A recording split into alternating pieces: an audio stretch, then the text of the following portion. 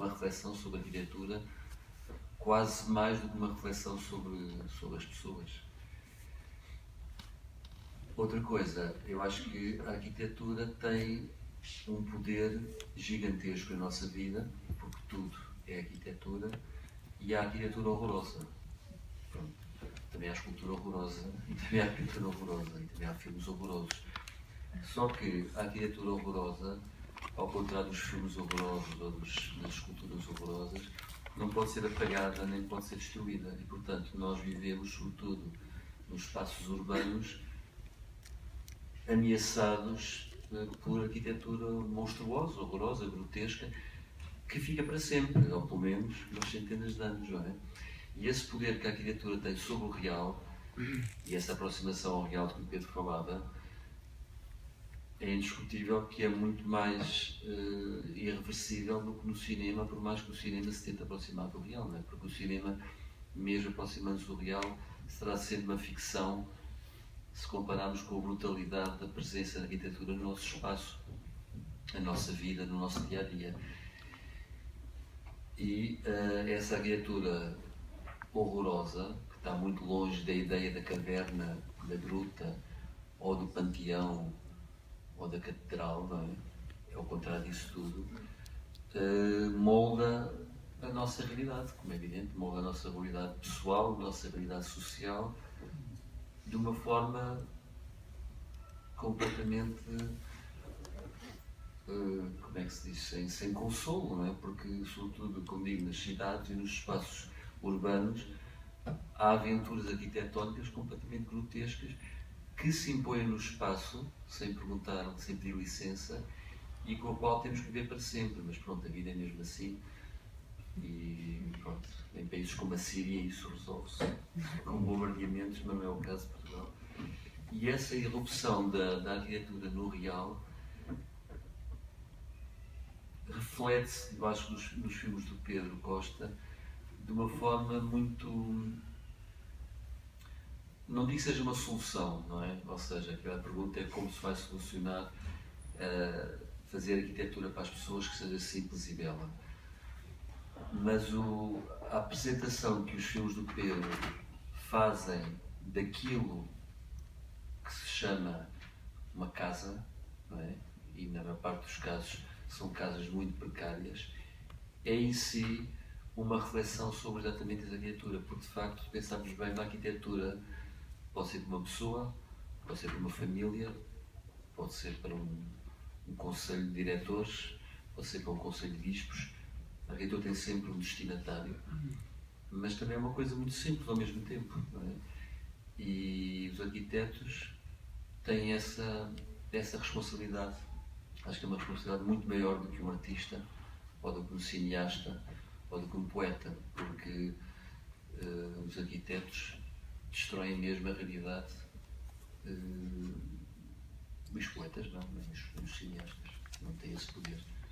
Comparado com o poder do arquiteto, somos uns anõezinhos. Portanto, acho que a responsabilidade dos arquitetos devia ser bem ponderada e devia ser bem controlada, a bem da nossa realidade. Pedro, essa imagem de Ventura, nos Ventura em Marcha, nesse bairro, o olhar, só encontrei num dos imigrantes, num dos barcos a querer vir de África para a Europa. Tinha o mesmo olhar de Ventura, tem o mesmo olhar de muitos imigrantes que vêm naqueles barcos, naquelas casas, que vêm à procura do mundo melhor. E depois revi outra vez com o Kaurismäki no último filme dele, do Miúdo, e aquele olhar do Ventura, com o prédio por trás, não é preciso mais nada. Não sei se não é nenhuma pergunta, é só surgiu-me do que estão a dizer da arquitetura e do prédio e da nova construção, para onde eles foram. Esse olhar do Ventura, fiquei assustado quando vi numa fotografia num jornal qualquer internacional desses imigrantes africanos a querer no sul de Itália. E era o mesmo olhar do Ventura. E,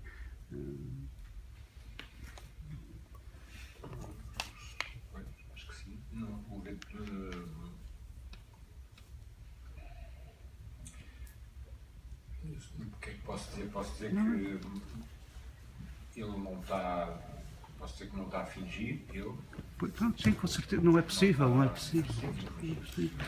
Qualquer pessoa percebe isso. Que é muito.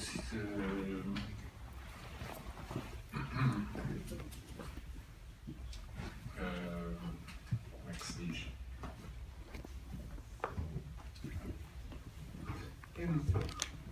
Trabalhar, quer dizer, trabalhar em fazer filme, fazer um filme, fazer assim, vários filmes com o Ventura ou pessoas cujo dia a dia é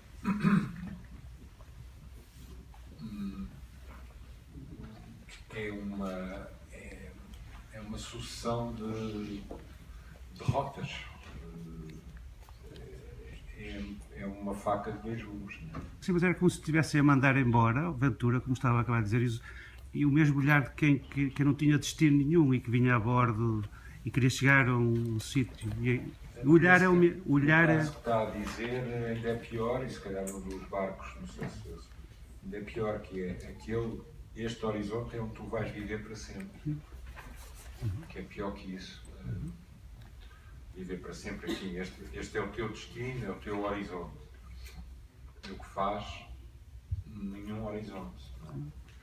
E portanto o olhar, ou assim, a sensação, não há. Não há projeto. O que o Ventura não tem é um projeto.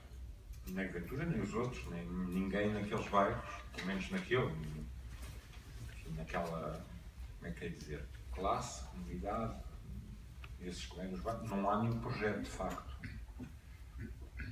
É que eu acho que a verdade é essa, é que falar de uma hipótese, de uma utopia da Itália, do sul de Espanha, isso não é bem verdade. Isso é um assunto um bocadinho que eu não partilho dessa opinião, por acaso, que é um bocado das esquerdas, mas eu acho que eles vêm sem horizonte,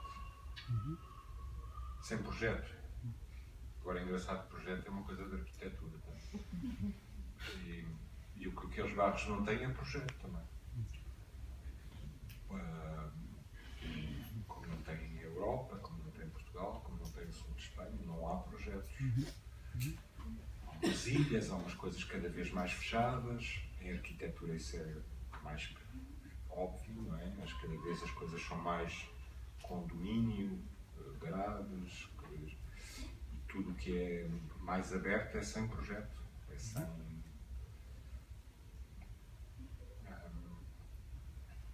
Portanto, essa imagem que do Ventura ou outras, enfim, está nesse momento do filme, porque ele ia visitar à espera do tipo, acho eu, que se vai mostrar a casa, e depois... E sim, acho que já não lembro, mas o que tentámos foi que passar esse sentimento de que não há neste filme Cavalo de Dinheiro, acho que há um momento no fim que se diz: tu não tens destino nem horizonte. É isso que está lá escrito. E é isso que se sente nesses lugares. Pronto, e é isso que faz é o essencial disto. É muito... Pronto, eu trabalhando ali com os filmes, etc., isto pode ser muito... É perigoso para mim, eu sei que é muito perigoso para mim, é perigoso para eles também. Por exemplo, o Carta da Banda foi um filme muito perigoso para a banda também. Felizmente passou-se bem, ou não sei bem se passou ou não, mas era uma coisa muito perigosa que não estou a dizer que andámos ali com pinças a pensar o que é que se vai mostrar, ou o que é que vais fazer, ou o que é que vais dizer, mas percebi logo que era uma coisa, e ela também, que era muito perigoso. E aliás, passei o primeiro ano, ou pelo menos o primeiro ano depois da estreia, quer dizer, quando o filme apareceu, eu passei um ano inteiro a ouvir, ou às vezes pessoalmente, quando fui aos sítios. Agora não vais gostar, não gosto. Porque foi um filme que me passou para o lado do documentário, até aí não sabia o que isso era. Nem sei ainda. Mas passei para o mundo do documentário, estão a ver como o cinema é tão simples, afinal. Porque o documentário só existe nos festivais, nas associações, porque de outro modo não existe, nos filmes não existe. Mas pronto. E eu fui atirado para esse mundo, que é um mundo social, real. O outro não existe, o mundo do documentário não existe, só existe na sua aplicação festivaleira, associativa. Estou a ser perceba. Os concursos do ICA. Pois, todas estas, enfim, aplicações na realidade, ficção, neste caso do documentário. E fui convidado e chamado para mostrar o filme nessas situações. E fui muito, isto é conhecido, muitíssimo, ainda hoje continuo, aliás, a ser muito criticado por como se dizia na altura, e acho que ainda hoje continua, por, como é que se diz, embelezar ou esteticizar a pobreza, a miséria, de estar a dar, enfim, trabalhar dessa maneira, ou de, sei lá. Eu não é que tentasse defender, mas entrei em alguns diálogos, depois li alguns textos e tal. Falei da arquitetura muito nessa altura. Não é que me defendesse, mas tentei falar muito da arquitetura. Tentei falar muito da estética, ou tentar dialogar com as pessoas do documentário sobre estética. E foi impossível. Ainda continua a ser impossível, porque para mim o que eu estou a fazer é filmes e cinema. Portanto, o que eu estou a esteticizar é o cinema. E sempre foi assim. Não há outra maneira. Quer dizer, vamos voltar a 40 vezes coisa para trás e para a frente, mas as minhas lições são dessas, se há alguma do António Reis, ou do John Ford, ou do Chaplin. É o cinema que tem que ser tratado bem, se possível, no fim. No fim, é o cinema que tem que estar bem, não é? E não há maneira, não há volta a dar, senão. Ou seja, não é estética, não é. Tem que se cuidar bem do cinema, não é? Do que ele é, da arte do cinema, se isso existiu. E eu, enfim, defendi-me dessa maneira. Dizia, não, é isso que eu estou a tentar fazer, é fazer filmes com muito pouco dinheiro, aliás, muito. De alguma maneira que eu acho que têm alguma riqueza. Agora são palavras difíceis, mas alguma profundidade também. Densidade. Alguma densidade que normalmente que se tem perdido muito no cinema. Não é que os filmes sejam superficiais, mas são. Também são, mas há uma urgência, há muita urgência em algum cinema e muita demissão também, porque fazer um filme é muito fácil, há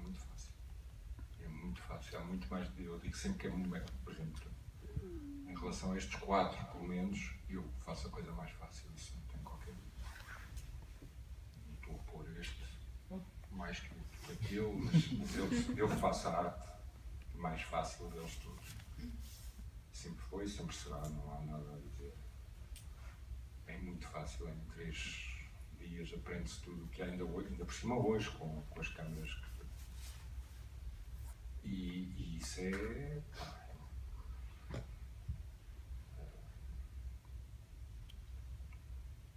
Isso é complicado, não é?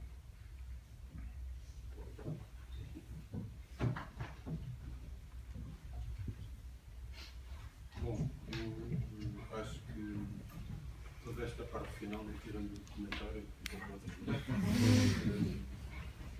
falou sobre a arquitetura, há pelo menos uma ligação óbvia, ele vai agora fazer, porque o último colóquio que vai ser aqui, vai existir aqui neste ciclo, que é no fim do mês, que é com o arquiteto José Neves, falou nesse dia de trabalho. E, portanto, pelo menos essas questões vão voltar. Provavelmente ele vai querer falar mais de cinema do que de arquitetura, não sei. Mas, obviamente, não vou voltar. E amanhã, não estou enganado, não é? Tem a conversa com o pintor João Queiroz. E, portanto, podemos tomar isto como uma conversa que vai continuar. Uma única conversa. Não venham todos. Vamos ver se conseguimos mudar para ela. Então fiquem aqui, acho que. Obrigado aos dois e continuar.